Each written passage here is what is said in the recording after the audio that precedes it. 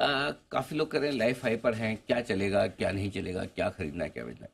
पहला, power power stocks और specially PSU power जबरदस्त एक्शन में रहेंगे दिन, और इनमें लगातार खरीदारी आएगी और आएगी, इनका पावर और बढ़ेगा।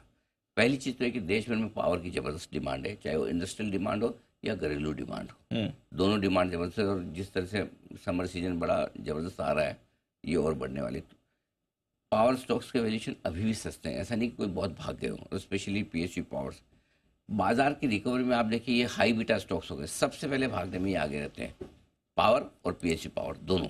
और हमें पसंद है सबसे ज़्यादा आरईसी पीएसयू। जब भी बाजार का मूड माहौल आपको बदलता हुआ दिखे, भागने में ये सबसे आगे रहेंगे, ये मान के चलिए।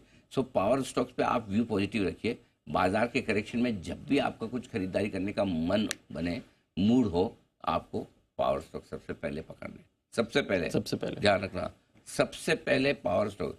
आप देखिए कोल इंडिया पावर से जुड़ा हुआ है, power, NTPC, power grid, REC, PFC, उछलने में टाइम ही नहीं लगाते, सबसे पहले रिकवरी इनकी आती है। सो और नया हाई जैसे बनेगा, ये पुराने हाई के पहले ही पार कर जाते हैं। सो घटने में हाई बीटा है, घट सकते हैं, लेकिन रिकवरी शार्प आती है। तो पहला सेक्टर ये। दूसरा सेक्टर जिसकी री रेटिंग हो रही है वो है मेटल्स। ग्लोबली जिस तरह से मेटल स्टॉक में एक्शन आ रहा है वो बहुत ही ज़बरदस्त है। मेटल की कीमतों में ज़बरदस्त उछाल है। चाइना से जो डिमांड आने के संकेत लौट रहे हैं, ये लंबे समय बाद आ रहे हैं। और ये ग्लोबल मार्केट्स पसंद कर रहे हैं कि चाइना से अगर डिमांड आ गई तो कांड हो जाएगा फिर। फिर तो और भागेंगे। हाँ, तो इसलिए वो है। डॉलर की हल्की फुल्की कमजोरी कोई खास नहीं घटा है, लेकिन बढ़ भी नहीं रहा, डॉलर मजबूत भी नहीं हो रहा, उससे सपोर्ट मिल रहा है। और मेटल शेयरों के वैल्यूएशन अभी भी ज़्यादा महंगे है नहीं, तो अभी भी यहाँ जगह है।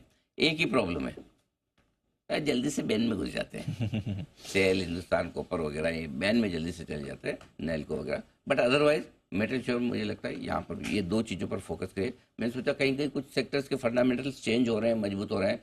कई बार हमने फार्मा, आईटी वगैरह की बात की है, डिफेंस की कई बार बात की, रेलवे की कई बार बात की, तो मैंने कहा आज ये दो नए सेक्टर पे आपको विस्तार से बताएंगे।